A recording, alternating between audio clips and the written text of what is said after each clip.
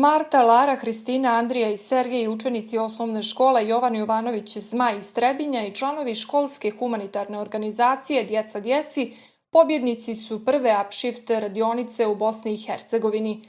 Riječ je o radionicama za mlade koji vide probleme oko sebe i žele raditi na njihovom rešavanju. Samo takmičenje su organizovali Genesis Project, USAID i UNICEF.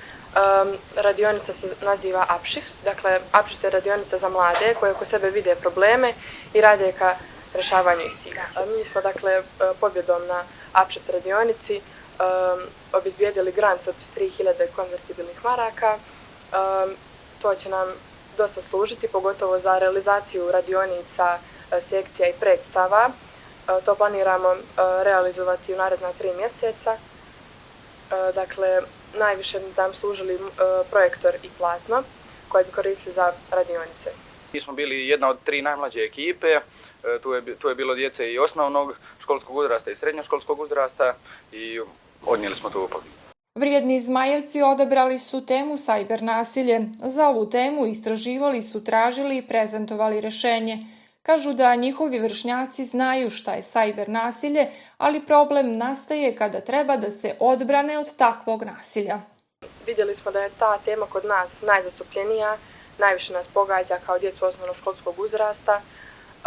Uvidjeli smo da je to također tabu tema i želimo da se više o tome priča, da se diže svijest o tome, jer dosta ljudi ne zna šta znači cyber nasilje. Dakle, cyber nasilje je nasilje putem interneta. Bilo je više tema, ali to je presudilo.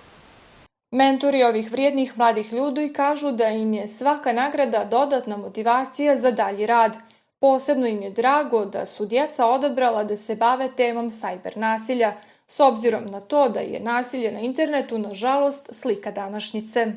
Naša tema je prepoznata kao važna, ušli smo među prvih 50, zatim su učenici imali online intervju i na osnovu tog intervjua prošli smo u to veliko finale među prvih 12 ekipa koje se održalo prošli vikend u Laktašima.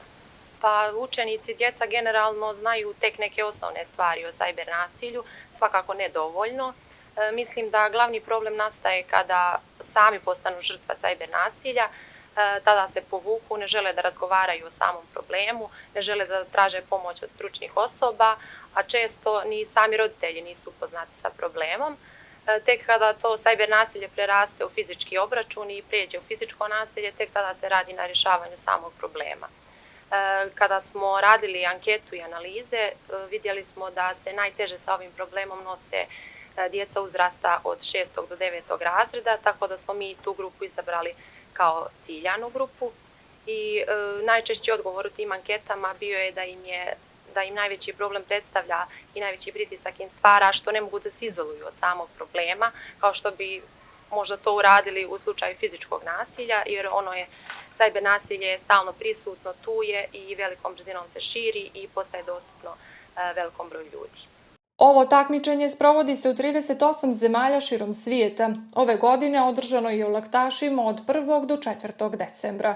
Učestvovale su 254 ekipe iz cijele Bosne i Hercegovine.